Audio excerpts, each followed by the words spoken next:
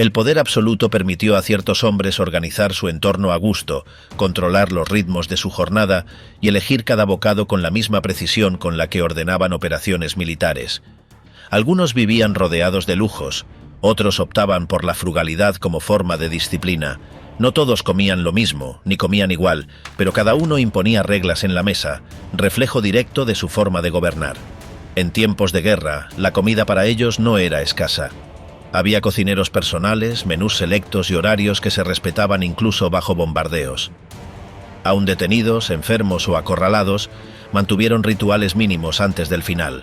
En celdas, búnkeres o casas destruidas, no dejaron de comer. Algunos se resistieron a probar bocado, otros exigieron su plato habitual. Cada decisión alimentaria al borde de la muerte reveló parte de su carácter, de su control, de su temor o indiferencia. Nada fue casual, ni el hambre ni la gula.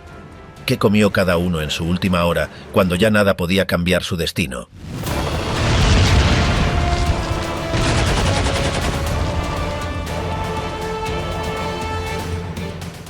Hitler en su encierro final. Rutina, paranoia y un plato sin sabor. Desde su entrada en la política alemana, Adolf Hitler construyó una figura sostenida en símbolos, rutinas y proyección de fuerza. Fundador del Partido Nacional Socialista y principal artífice del Tercer Reich, su ascenso se basó en el uso del discurso, la manipulación del resentimiento social y la promesa de restaurar la grandeza nacional. En pocos años pasó de ser un agitador desconocido a concentrar en sus manos el poder absoluto del Estado. Gobernó con rigidez, instauró un sistema de control ideológico y llevó al continente a una guerra que cambiaría la historia. Bajo su mando, Alemania invadió Polonia, Francia y buena parte de Europa del Este, extendiendo un conflicto que involucró a decenas de naciones y provocó millones de muertes. A lo largo del conflicto, Hitler mantuvo una rutina estricta que reflejaba su disciplina personal. Se levantaba tarde, recibía informes durante el día y cenaba de forma tardía. Su entorno más cercano conocía sus costumbres, que incluían caminatas nocturnas, largas conversaciones y comidas sin carne. El Führer evitaba el alcohol, no fumaba, y proyectaba una imagen de autocontrol que contrastaba con su agresividad política. Aunque tenía cocineros y asistentes dedicados exclusivamente a atender sus requerimientos, sus hábitos alimenticios no se destacaban por el lujo, sino por la repetición. Conforme la guerra avanzó, las derrotas en el frente oriental y los bombardeos aliados debilitaron su control.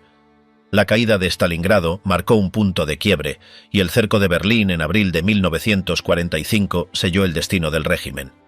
A medida que las tropas soviéticas se acercaban, Hitler se refugió en el Führerbunker, una estructura subterránea construida como último reducto de mando. Allí permaneció durante los últimos días de su vida, rodeado de colaboradores que continuaban ejecutando funciones formales mientras el país colapsaba a su alrededor. El espacio del búnker era reducido, oscuro y cada vez más tenso. Las discusiones aumentaban, los informes traían noticias desesperadas y el líder del Tercer Reich se volvía más silencioso. Su salud se deterioraba rápidamente, su estado anímico oscilaba entre el enojo y la resignación, y su vínculo con la realidad se desdibujaba. Aún así, se mantenía el protocolo. Se preparaban comidas, se limpiaban uniformes y se repetían saludos. En ese entorno, la relación de Hitler con la comida adquirió un nuevo sentido, marcado por el abandono físico, la paranoia y la negación de lo inevitable. En los días finales del Tercer Reich, el búnker de la Cancillería en Berlín se convirtió en el único escenario donde Adolf Hitler mantuvo su rutina, aislado del mundo exterior. Mientras la ciudad era reducida a escombros por los ataques soviéticos, el Führer permanecía bajo tierra, encerrado en una existencia paralela marcada por gestos repetidos, órdenes sin efecto y rituales personales que ya no respondían a ningún frente real. Su relación con la comida en esos últimos días refleja tanto su deterioro físico como el hundimiento de la estructura que había levantado a lo largo de años. El almuerzo diario se convirtió en un acto vacío. Se mantenía el protocolo con manteles limpios, platos de porcelana blanca y cubiertos pulidos, pero las porciones eran mínimas y el interés de Hitler por comer había desaparecido casi por completo. Solo su cocinera, Constance Manziarly, lograba hacerle probar pequeños bocados vegetarianos que apenas tocaba. Las comidas, que en otros tiempos eran espacios de conversación extensa, se transformaron en silencios prolongados. Las paredes del comedor subterráneo se cubrían de una quietud cargada de resignación. En aquel encierro sin ventanas, el dictador seguía pidiendo té, sopas claras y platos sin carne. Su obsesión con la dieta vegetariana, que había mantenido como símbolo de disciplina personal, era ahora un hábito mecánico. Rechazaba los alimentos pesados y ordenaba que los dulces fueran retirados. A veces, mientras el estruendo de la artillería sacudía las paredes, Mansiarly le ofrecía un caldo que él sorbía sin mirar a nadie. Los asistentes sabían que no se trataba de un capricho alimentario, sino de un desgaste progresivo. La comida, igual que el poder, ya no tenía sabor. Aunque los bombardeos se intensificaban cada hora, en el búnker todavía se conservaban las rutinas. La cocinera se presentaba con puntualidad. Los ayudantes de cámara preparaban la mesa como si todo siguiera su curso normal. Las listas de compras incluían ingredientes que nadie consumiría. La vida en ese recinto sin luz natural giraba en torno a apariencias, y la comida era parte del decorado. Hitler no comía por hambre ni por placer, sino por costumbre, como si negarse a sentarse a la mesa significara aceptar que el tiempo se había terminado. El Führer había dejado de mostrar interés por cualquier conversación que no se refiriera al avance enemigo o a las traiciones dentro de sus filas. Ya no preguntaba por ingredientes ni agradecía los platos. Durante los almuerzos mantenía la vista baja, a veces temblando visiblemente, mientras Eva Braun y otros cercanos intentaban mantener una falsa serenidad. Las tensiones internas crecían, pero nadie osaba romper la coreografía. Solo la cocinera percibía el cambio. En sus palabras, Hitler era una figura cada vez más delgada, rígida, que apenas se movía y se alejaba de cualquier respuesta humana. Los informes médicos revelaban que sufría de temblores constantes, insomnio y episodios de irritabilidad aguda. Comenzaba a sospechar de todos, incluyendo a quienes le acercaban un plato. Mansiarly fue vigilada de cerca, no por desconfianza personal, sino porque el Führer temía ser envenenado. Esta paranoia reforzó su aislamiento y afectó aún más su alimentación. Solo aceptaba comida tras verificar su origen, y muchos platos eran descartados sin probarse. El deterioro físico se acentuó. Su ropa, ajustada meses antes, colgaba suelta de su cuerpo. Caminaba arrastrando los pies y comía en silencio, como si cada cucharada implicara un esfuerzo innecesario. En medio de ese entorno, la comida había dejado de cumplir cualquier función vital. Solo se conservaba por inercia. El 30 de abril, el día en que puso fin a sus días, Hitler desayunó como siempre. Té claro, pan duro y mermelada sin azúcar. Lo acompañaban Eva Braun y sus asistentes más cercanos. La cocinera, aunque presente, no preparó nada especial. Ya no había nada especial que preparar. Aquel desayuno fue silencioso y breve. Luego, Hitler se retiró con Braun a su habitación. Pocas horas después, todo terminó. El último plato servido había sido una taza de té. Lo que alguna vez fue símbolo de control, orden y estilo, terminó reducido a una bebida tibia en un subterráneo derrumbado. La desaparición del Führer puso fin también al aparato ceremonial que lo había acompañado durante más de una década.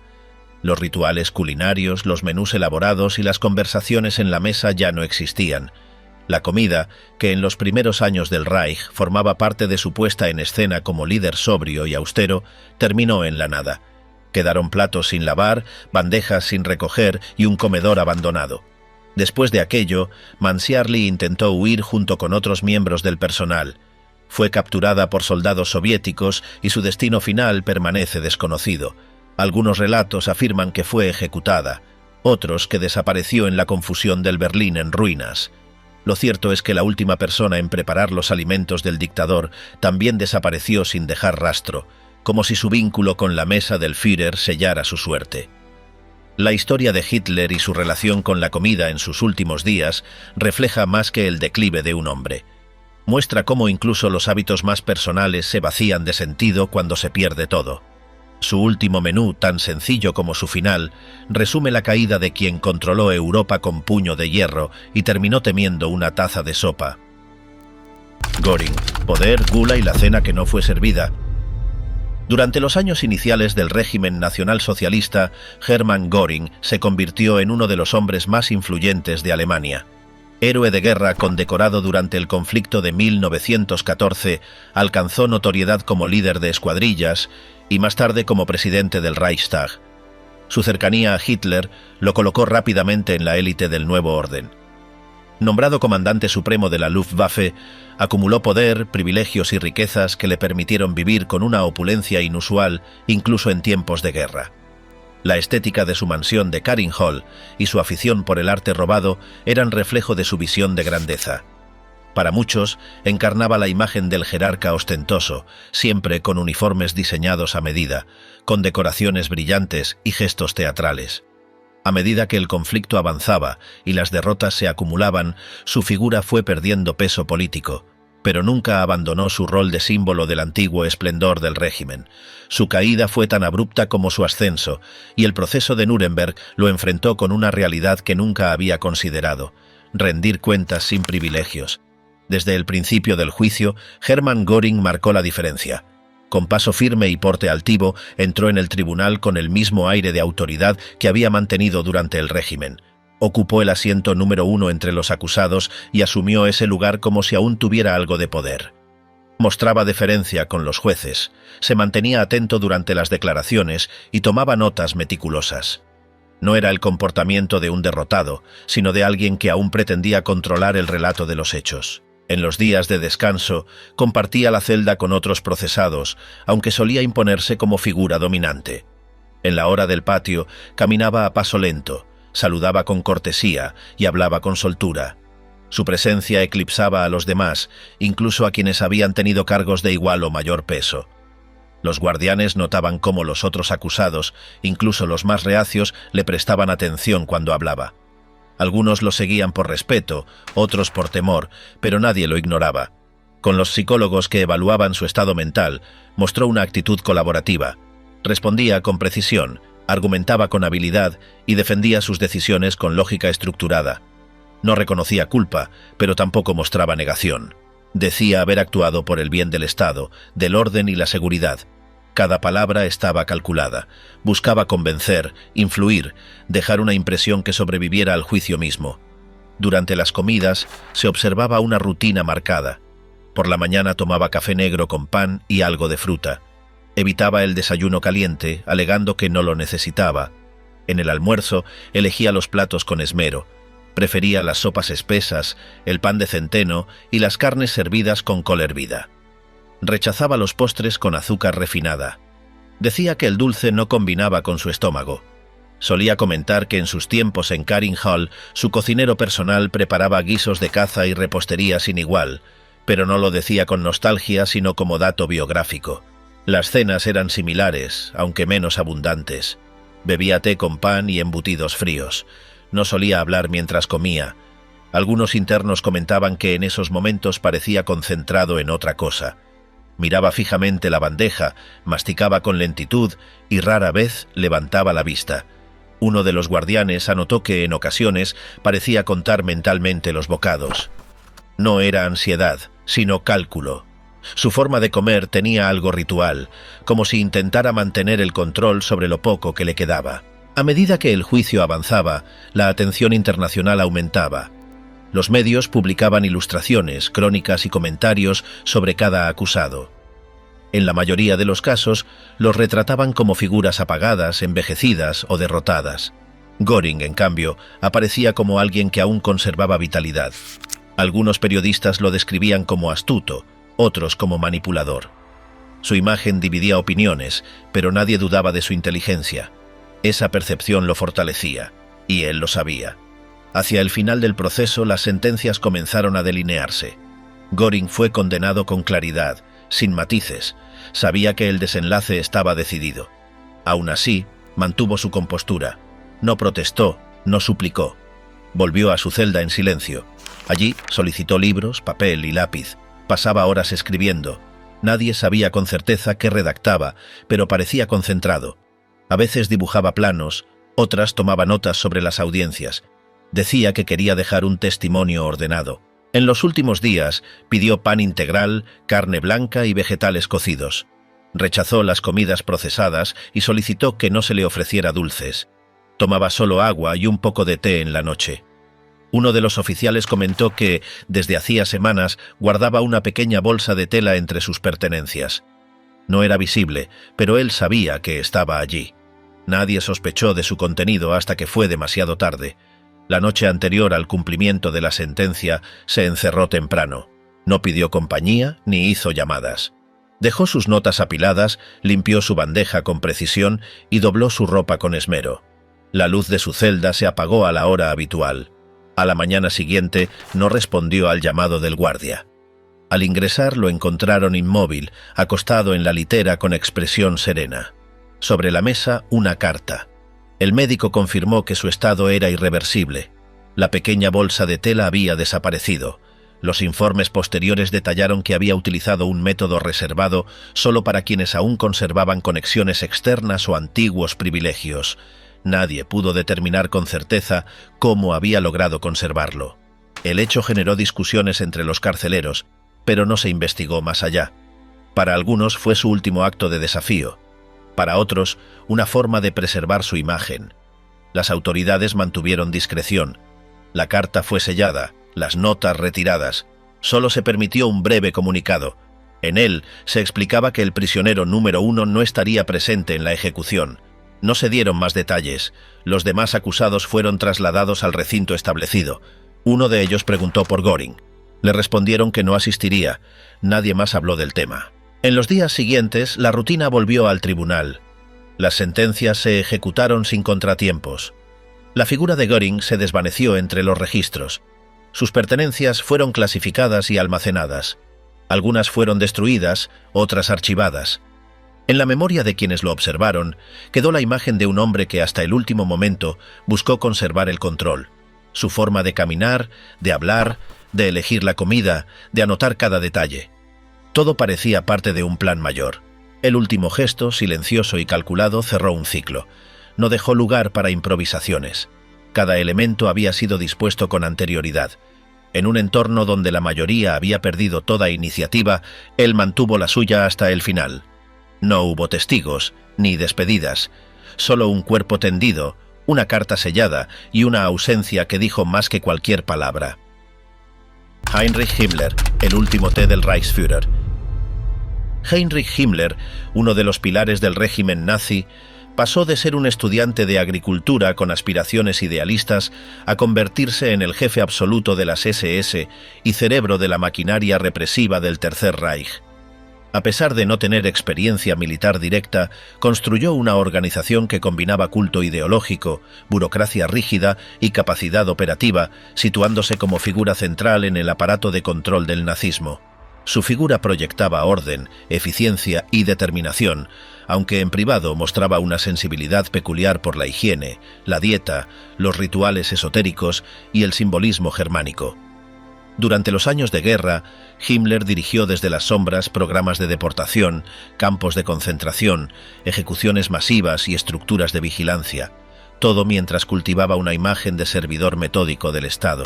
En las etapas finales del conflicto, su influencia comenzó a erosionarse, particularmente cuando intentó negociar en secreto con los aliados occidentales sin autorización de Hitler. Esta maniobra fue interpretada como traición directa. A partir de ese momento se convirtió en una figura marginada dentro del círculo nazi, sin apoyo ni poder efectivo. Intentó huir en los últimos días de la guerra usando una identidad falsa, disfrazado de miembro de una unidad de policía del ejército alemán, esperando pasar desapercibido entre las columnas de prisioneros de guerra. Fue capturado por fuerzas británicas en las cercanías de Bremervörde, tras ser detenido en un control de rutina. Llevaba documentación bajo el nombre de Heinrich Hitzinger y su comportamiento sospechoso llevó a los agentes a separarlo del grupo. Durante el interrogatorio, uno de los oficiales notó que usaba gafas similares a las de los altos funcionarios nazis y que tenía una mandíbula prominente como la del Reichsführer. Tras varios cruces de información y análisis, terminó confesando su verdadera identidad, de forma indirecta, al exigir trato como prisionero político de alto rango. Las autoridades británicas lo trasladaron bajo vigilancia a Lüneburg para una evaluación más profunda. Una vez en custodia, fue registrado cuidadosamente por el equipo médico del ejército británico. Lo desnudaron por completo, examinaron sus ropas, inspeccionaron su boca y cavidades, sin hallar nada sospechoso. En una segunda revisión, un médico detectó algo extraño en su dentadura superior. Fue justo en ese instante cuando Himmler, con un movimiento abrupto de mandíbula, liberó una cápsula que había ocultado en un pequeño compartimento dental y la mordió sin dudarlo. Cayó al suelo convulsionando mientras la espuma comenzaba a salir de su boca. Los oficiales intentaron impedirlo, introduciendo sus dedos para sacarle el objeto, pero ya era demasiado tarde. A los pocos minutos, su cuerpo quedó inerte en el suelo del centro de detención. Horas antes de ese momento, le habían ofrecido una comida sencilla. Según los reportes de los agentes británicos, le sirvieron una bandeja con pan blanco, mantequilla, un poco de queso blando y una taza de té caliente. No se quejó ni hizo observaciones. Comió en silencio, con movimientos lentos, bajo la vigilancia constante de los guardias. Fue su primera y última comida como prisionero formalmente identificado. En esas condiciones, rodeado de médicos y oficiales, sin uniforme ni insignias, se mostró dócil y resignado. El té fue el único líquido que consumió por completo, sin mirar a nadie, sin emitir palabra alguna, como si en su interior ya tuviera decidido cada paso. Durante los años de apogeo nazi, Himmler era extremadamente riguroso con su alimentación. Promovía dietas naturales, a menudo vegetarianas, y estaba obsesionado con la limpieza interna del cuerpo. Rechazaba productos refinados, evitaba las carnes rojas y prefería los vegetales hervidos. En sus visitas a campos, a menudo llevaba su propia comida en recipientes especiales, preparados por su cocinero de confianza. No era aficionado a los banquetes ni a la gastronomía exuberante de otros dirigentes. Su relación con la comida estaba marcada por una mezcla de control personal y creencias pseudocientíficas sobre la pureza física y espiritual. En varias ocasiones recomendó regímenes de desintoxicación a sus subordinados, convencido de que el equilibrio interno determinaba la fortaleza moral y el cumplimiento del deber. En el invierno de 1943, cuando el Tercer Reich comenzaba a mostrar señales de fractura, Himmler intensificó sus hábitos alimentarios y adoptó una dieta aún más austera. Solo ingería pan integral, leche caliente, zanahorias cocidas y ocasionalmente papilla de avena sin endulzar. Consideraba que el azúcar debilitaba el juicio. Estas prácticas, aunque extrañas para quienes lo rodeaban, eran parte de su sistema de creencias. Incluso durante las reuniones con oficiales de alto rango, prefería llevar consigo su propia comida antes que comer lo que se le ofrecía. Su celda interior no toleraba los excesos, ni siquiera en la mesa. Ya en los últimos días de abril de 1945, al comprender que Berlín estaba sitiada y que sus canales de comunicación estaban cerrados, Himmler tomó la decisión de salir del área protegida. No dejó notas ni explicaciones detalladas, pero se sabe que su plan era cruzar hacia la zona norte de Alemania, acercarse a fuerzas británicas y buscar una vía de negociación personal. La operación fue caótica. Pasó por diversas casas de contacto, cambió de uniforme, se deshizo de sus documentos oficiales y adoptó una identidad falsa, pero mantuvo consigo la cápsula oculta, preparada con anticipación para evitar ser juzgado por tribunales enemigos. Al momento de su muerte, las autoridades ordenaron que su cuerpo fuera enterrado en un lugar no identificado para evitar que se convirtiera en sitio de peregrinación o símbolo. La bandeja con restos de pan y mantequilla, así como la taza de té, quedaron documentadas en los registros del centro de detención como elementos evidenciales. No dejó declaraciones ni palabras finales. Su última elección consciente fue silenciosa, precisa y planificada. El pan untado, el sorbo de té caliente, la cápsula escondida y el suelo de una sala médica improvisada sellaron el final de quien alguna vez dirigió millones de vidas desde una oficina en Berlín. Para los británicos que presenciaron la escena, fue un momento confuso y tenso. Algunos intentaron reanimarlo. Otros se limitaron a tomar nota de la hora exacta y del contenido del informe. El médico de turno declaró que nada más podía hacerse. El protocolo se cerró con la entrada de su nombre real, la fecha y la causa de muerte señalada con términos clínicos. Las imágenes posteriores del caso muestran una camilla cubierta por una sábana militar y un espacio vacío donde había estado uno de los hombres más poderosos del régimen nazi. Joseph Goebbels, la última mesa del ministro de propaganda.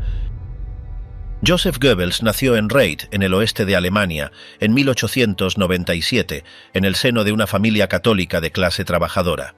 Desde joven destacó por su inteligencia y dedicación al estudio, aunque una enfermedad en la infancia le dejó una lesión permanente en una pierna, lo que marcó su forma de caminar durante toda su vida. Cursó estudios de literatura, historia y filosofía, obteniendo el doctorado en filología germánica. En sus primeros años se dedicó a la escritura y al periodismo, con un estilo marcado por la retórica intensa que luego trasladaría al ámbito político. Su ingreso en el Partido Nacional Socialista se produjo a mediados de la década de 1920, cuando fue captado por la oratoria de Adolf Hitler. Pronto se convirtió en uno de los propagandistas más eficaces del movimiento, dominando la radio, el cine y la prensa para difundir el ideario del régimen. En 1933 fue nombrado ministro de Propaganda del Reich, cargo desde el cual ejerció un control total sobre la información y la cultura oficial, moldeando el relato público y reforzando la imagen del Führer. Durante los años de guerra, Goebbels se mantuvo como uno de los colaboradores más cercanos a Hitler, apoyando las campañas militares y manteniendo la moral de la población mediante mensajes cuidadosamente elaborados.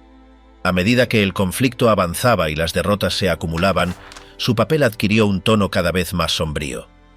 En 1944 asumió el cargo de plenipotenciario para la guerra total, impulsando medidas extremas para movilizar todos los recursos humanos y materiales. Su vida personal transcurría junto a su esposa Magda y sus 6 hijos, quienes se convirtieron en parte de la imagen pública que él mismo proyectaba, una familia modelo alineada con la causa nacionalsocialista. En abril de 1945, con las tropas soviéticas avanzando sobre Berlín, Goebbels se trasladó con su familia al Führerbunker, el refugio subterráneo bajo la Cancillería del Reich. Allí, en un espacio reducido y asfixiante, se reunió con los últimos altos mandos del régimen para acompañar a Hitler en sus últimos días. El ambiente estaba cargado de tensión, con el constante retumbar de la artillería enemiga y la noticia de ciudades ya perdidas. A pesar de la inminencia del colapso, Goebbels seguía trabajando en la redacción de comunicados y discursos, aunque cada vez con menos impacto fuera del búnker. La rutina diaria en aquel encierro estaba marcada por la escasez y la falta de variedad en las comidas. Los suministros procedían de las reservas almacenadas antes del asedio y se racionaban de forma estricta. Las comidas se servían en un comedor común, con platos sencillos que contrastaban con la abundancia de los años anteriores. Goebbels, que nunca había sido especialmente exigente con la comida, aceptaba sin quejarse los menús limitados, más centrado en seguir de cerca cada noticia del frente. Entre los alimentos que se servían predominaban sopas espesas, pan oscuro, algo de mantequilla y café de sustitución. El ambiente durante las comidas era silencioso, interrumpido solo por breves comentarios sobre la situación militar o por intentos de conversación que rápidamente se desvanecían ante la realidad del momento. Con la muerte de Hitler el 30 de abril, Goebbels se convirtió brevemente en el jefe de gobierno del Reich, aunque en la práctica el control sobre Berlín estaba ya en manos del Ejército Rojo. Sabía que su posición era insostenible y que no tenía posibilidad de negociar una rendición que evitara represalias. Pese a ello, continuó asistiendo a reuniones y manteniendo una rutina diaria junto a su esposa e hijos. El 1 de mayo, el ambiente en el búnker cambió por completo. La noticia de que la guarnición de Berlín estaba a punto de rendirse aceleró las decisiones finales. Goebbels y Magda permanecieron gran parte del día con sus hijos, mientras fuera se escuchaban las explosiones y disparos que marcaban el fin de la batalla. En sus últimas horas, Goebbels se mostró sereno y determinado. Compartió una comida junto a su esposa, con un menú que, aunque escaso, fue dispuesto con cierto cuidado para ese momento. En la mesa había pan, algo de embutido, unas pocas patatas cocidas y café de sustitución. La elección no respondió a un gusto particular, sino a lo que quedaba disponible en la despensa del búnker. Comieron en silencio, intercambiando miradas más que palabras. Después, Goebbels pasó un tiempo con sus hijos, en un intento de mantener una imagen de normalidad que ocultara la gravedad de lo que estaba por suceder. El contacto con otros miembros del búnker se limitó a lo imprescindible, y sus conversaciones giraban más en torno a disposiciones logísticas que a despedidas emotivas. Al caer la tarde, la pareja se retiró a una zona apartada del complejo subterráneo. El personal que les asistía recibió instrucciones claras de no interrumpirlos. El final llegó de forma rápida. utilizando medios que habían sido preparados con antelación y cuya naturaleza se comentaba en voz baja. Minutos después, se dispuso el traslado de sus cuerpos al exterior, donde fueron parcialmente incinerados junto a una de las salidas del búnker, siguiendo un procedimiento similar al que se había hecho con Hitler y Eva Braun. La improvisación y la falta de combustible impidieron que el fuego consumiera por completo los restos. Joseph Goebbels pasó de ser uno de los hombres más poderosos del régimen nacionalsocialista a un símbolo de su derrumbe en cuestión de días. Su carrera, marcada por la manipulación de la información y la construcción de un relato oficial, terminó en una habitación estrecha y oscura, con una comida frugal como último acto cotidiano antes de un final que nunca estuvo dispuesto a enfrentar en manos del enemigo. La escena final, lejos de discursos multitudinarios o gestos grandilocuentes, estuvo compuesta por una mesa modesta, alimentos simples y el silencio compartido con la única persona con la que decidió vivir ese momento. Albert Speer, 20 años, pan carcelario y memoria pulida. Albert Speer nació en Mannheim en 1905, en el seno de una familia acomodada dedicada a la arquitectura. Su infancia transcurrió entre estudios técnicos y una educación clásica, orientada por sus padres para que continuara la tradición profesional. Tras finalizar la escuela secundaria, ingresó en la Universidad Técnica de Múnich y luego en la de Berlín, donde se formó como arquitecto.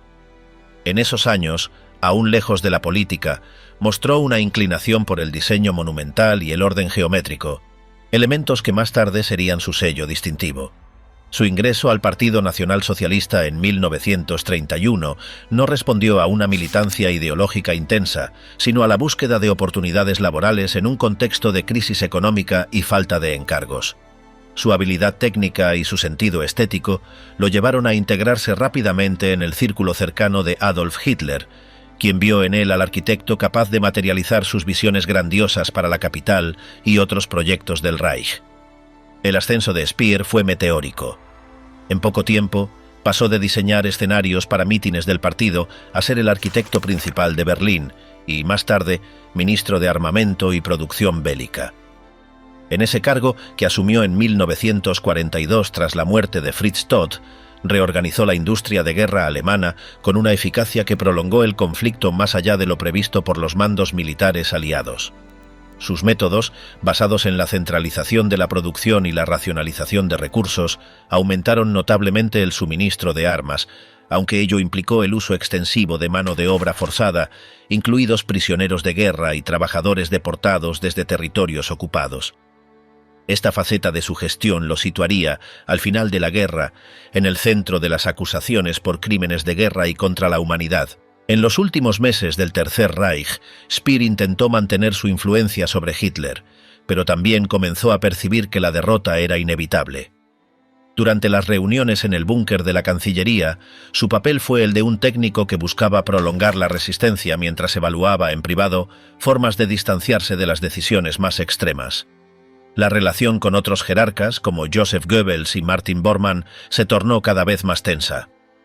Las discusiones sobre la destrucción de infraestructuras para impedir su uso por parte del enemigo lo llevaron a discrepar con Hitler, llegando incluso a desobedecer órdenes directas para preservar recursos esenciales para la población civil.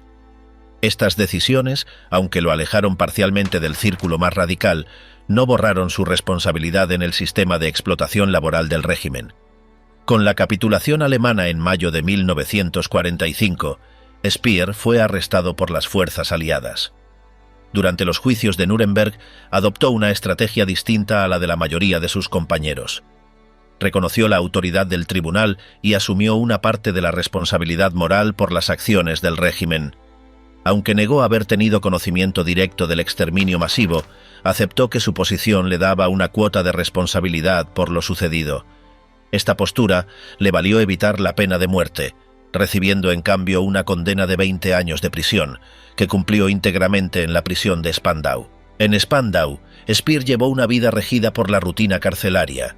Sus días transcurrían entre trabajos de mantenimiento, caminatas cronometradas en el patio y largas horas de lectura y escritura. El aislamiento de la prisión, compartida solo con otros pocos jerarcas nazis supervivientes, le dio el tiempo para reflexionar y registrar su experiencia. Así nacieron sus diarios, que describen no solo su papel en el régimen, sino también la vida diaria en la prisión, las conversaciones con otros internos y las tensiones con los guardianes. El tono de sus escritos oscilaba entre la justificación, la introspección y el relato detallado de los últimos años del Reich, con un interés especial por dejar su versión para la posteridad. En esos apuntes también relató la progresiva pérdida de contacto con el mundo exterior. Las noticias llegaban filtradas por la censura penitenciaria y las visitas eran escasas y controladas. Para ocupar el tiempo se dedicó a la jardinería y a proyectos de escritura que organizaba meticulosamente. La monotonía solo se rompía con los cambios en la administración de la prisión o las visitas de inspección por parte de autoridades extranjeras. Su salud se mantuvo relativamente estable durante la mayor parte de su reclusión, aunque el envejecimiento y las limitaciones físicas comenzaron a notarse hacia el final de la condena. Speer fue liberado en octubre de 1966, tras cumplir exactamente 2 décadas de encarcelamiento. Al salir, encontró un país transformado por la reconstrucción y el crecimiento económico de la posguerra. Aunque muchos lo veían con desconfianza, logró establecer una nueva vida como escritor y conferencista, publicando sus memorias y participando en entrevistas donde defendía su papel como un tecnócrata ajeno a las decisiones más brutales del régimen. Este relato personal, sin embargo, fue cuestionado por historiadores y supervivientes que consideraban su versión incompleta o tendenciosa. En sus últimos años, Speer vivió entre Alemania y viajes internacionales, manteniendo un perfil relativamente alto para un ex jerarca nazi. Su muerte en 1981, durante una visita a Londres, puso fin a una vida marcada por la contradicción, el ascenso rápido gracias a la confianza de Hitler, la responsabilidad en el aparato de guerra y un prolongado encierro que le permitió construir la imagen de un hombre arrepentido. Sus diarios, publicados con gran éxito, continúan siendo una fuente relevante para entender la maquinaria del Tercer Reich desde la perspectiva de uno de sus más altos responsables, así como para analizar el complejo proceso de reinterpretación personal que emprendió en los años posteriores a la guerra. Jodl, el militar que firmó la rendición. Alfred Jodl nació el 7 de mayo de 1898 en Wurzburgo, en el seno de una familia bávara de tradición militar. Su infancia transcurrió en un entorno marcado por la disciplina y el sentido del deber, rasgos que influirían en el rumbo de su vida. Ingresó en una escuela de cadetes en Múnich, donde desarrolló las habilidades que lo llevarían a destacar en la artillería. Al estallar la Primera Guerra Mundial, fue asignado al Frente Occidental y participó en combates de gran intensidad. Durante el conflicto resultó herido en 2 ocasiones, experiencia que fortaleció su imagen de oficial resistente y entregado a la causa. Tras el armisticio de 1918, permaneció en el ejército reducido de la República de Weimar, el Reichswehr, donde se especializó en artillería y táctica. Durante la década de 1920, se adaptó a las restricciones impuestas por el Tratado de Versalles, enfocándose en el perfeccionamiento técnico y en la enseñanza militar. Cuando Adolf Hitler ascendió al poder, Jodl ya había consolidado una carrera estable, sin buscar protagonismo político, aunque con el tiempo quedaría alineado con el régimen nacionalsocialista. En 1935 fue promovido a mayor y poco después comenzó a ocupar puestos clave en el Estado Mayor.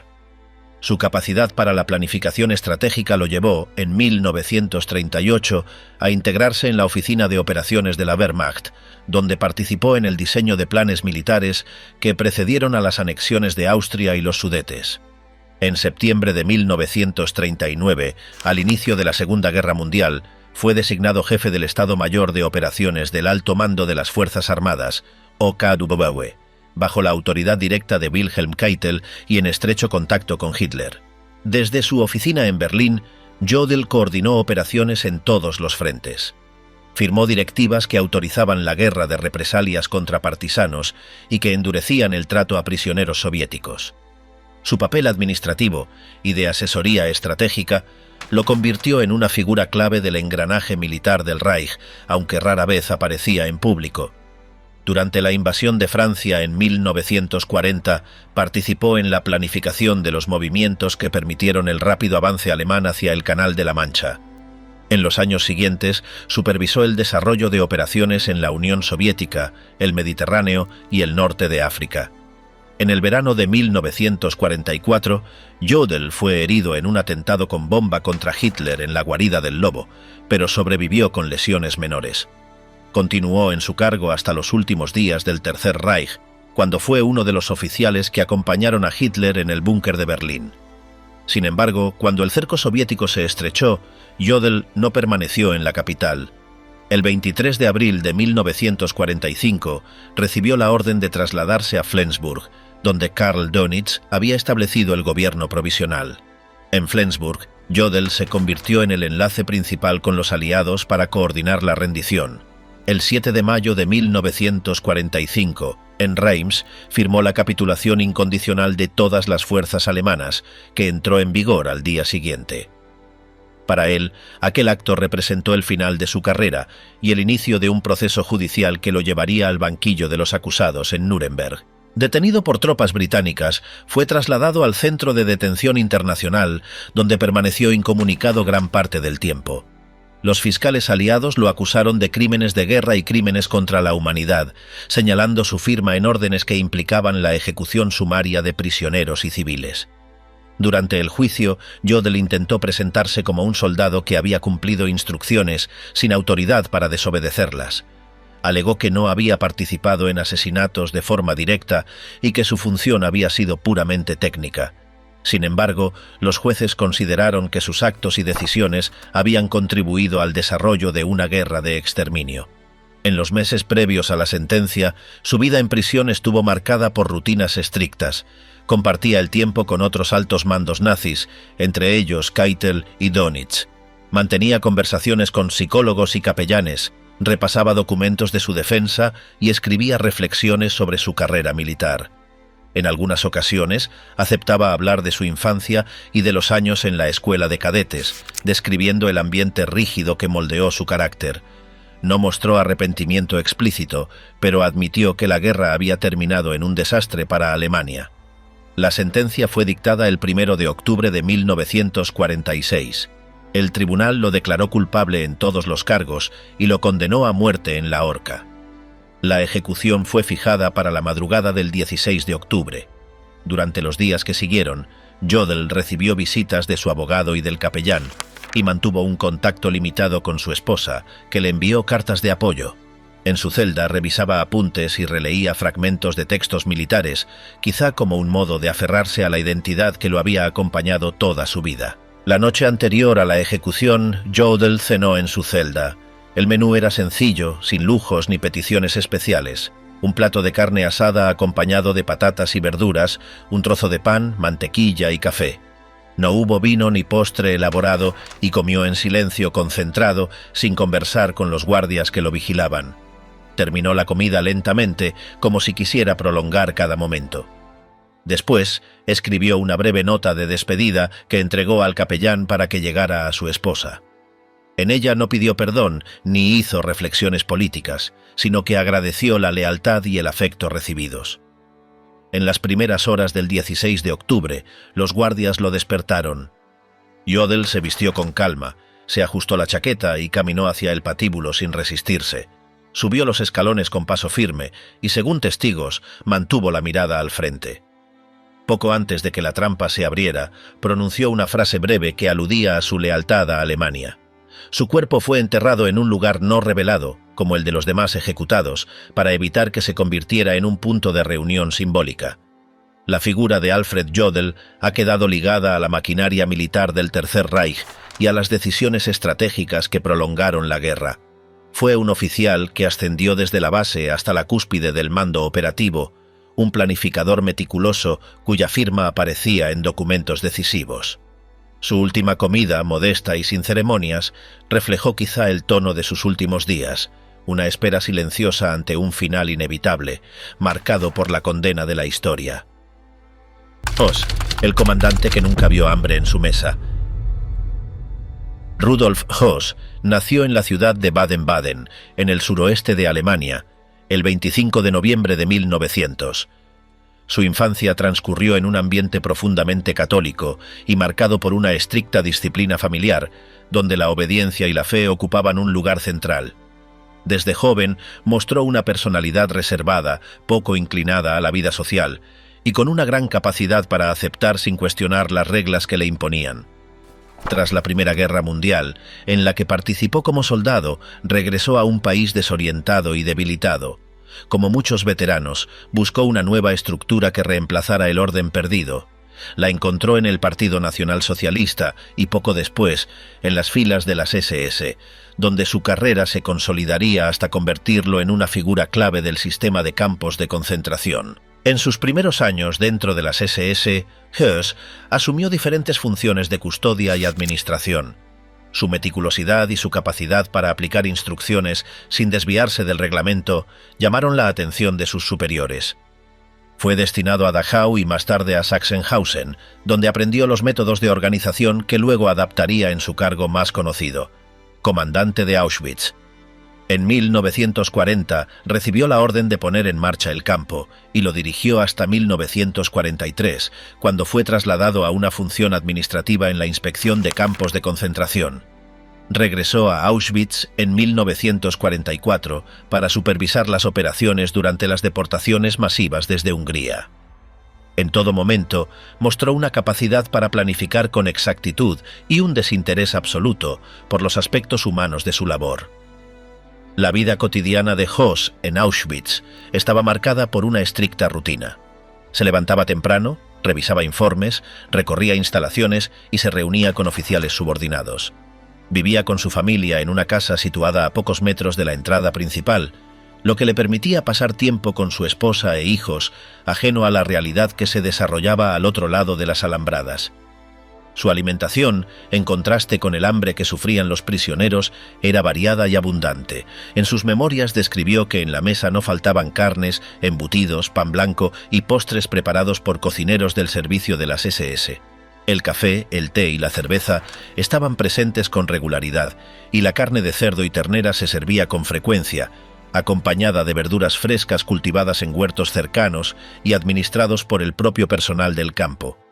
Su dieta era la de un oficial bien provisto en tiempos de guerra, con acceso a raciones especiales asignadas a los mandos. Durante sus periodos de descanso, Höss disfrutaba de paseos con su familia y dedicaba tiempo a la jardinería. En las reuniones con otros oficiales, las comidas solían ser un momento para reforzar la camaradería.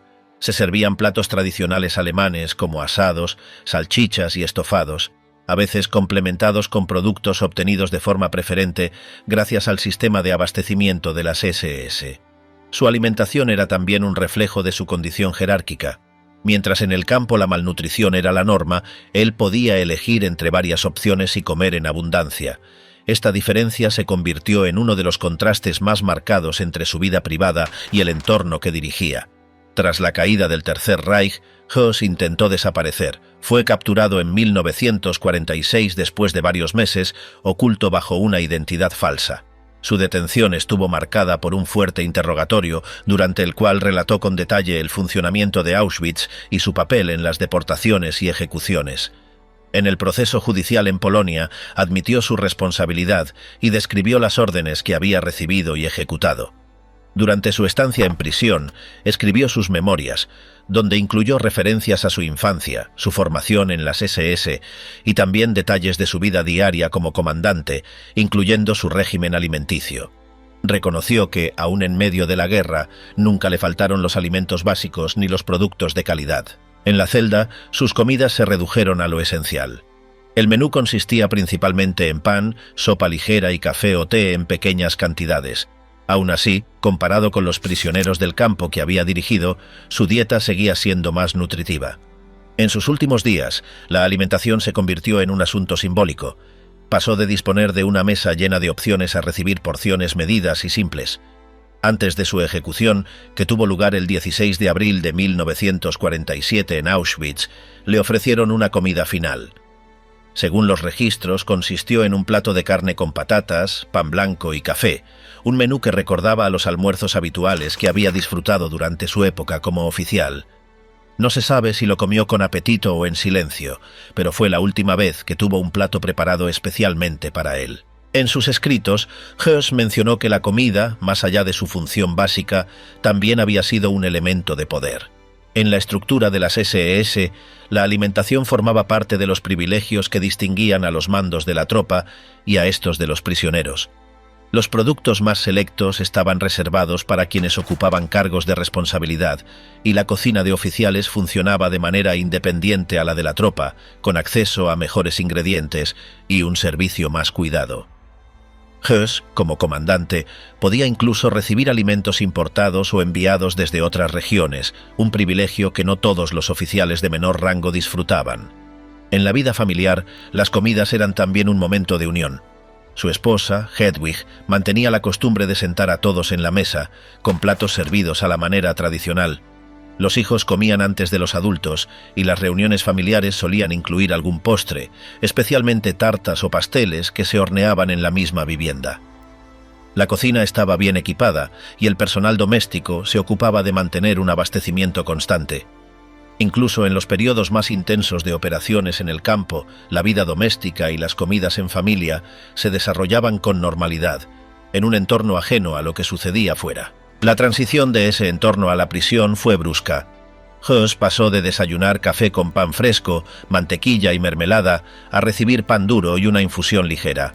Los almuerzos, que antes incluían carne asada o estofada, se convirtieron en sopas claras con pocos ingredientes. Las cenas dejaron de ser reuniones familiares y se redujeron a un pedazo de pan y una bebida caliente. En varias ocasiones mencionó que no se quejaba de la comida en prisión, aunque reconocía que no era comparable con la que había disfrutado en libertad. El cambio en la dieta reflejaba también el cambio en su estatus, de comandante con acceso privilegiado a prisionero que recibía lo que se le daba. En sus últimos escritos no dejó reflexiones emocionales sobre su alimentación, pero sí anotaciones prácticas, como los horarios en los que se servían las comidas o el tipo de pan que recibía. Su descripción era detallada y objetiva, sin expresiones de nostalgia. Para él, la comida había sido siempre un elemento más dentro del orden y la rutina. Incluso en sus últimos momentos se mantuvo fiel a esa visión, aceptando su última comida como parte de un procedimiento, sin otorgarle un valor simbólico declarado. La figura de Rudolf Höss sigue siendo una de las más representativas del sistema de campos de concentración. Su capacidad para organizar y ejecutar órdenes, su vida personal paralela al horror que administraba y el contraste entre su alimentación y la de las víctimas forman parte del retrato que dejó en sus memorias. La comida, en su historia, no fue solo un detalle secundario, sino un indicador de su posición, de su desconexión con el sufrimiento ajeno y de los privilegios que disfrutó hasta el final. Desde su juventud hasta su última noche, el plato que tenía delante reflejaba el lugar que ocupaba en la jerarquía, y su paso de la abundancia a la austeridad marcó también el tránsito de un poder absoluto a una condena inevitable. Las elecciones alimentarias de quienes ocuparon los niveles más altos del régimen nazi no se limitaron a lo funcional. Hasta el final, incluso en condiciones extremas o en espera de una sentencia, intentaron preservar rutinas, gustos y gestos que les habían acompañado durante años.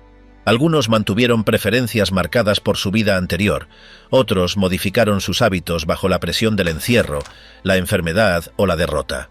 El acto de comer, lejos de ser secundario, reveló formas de enfrentar el ocaso. Resignación, obstinación, rutina o simplemente necesidad.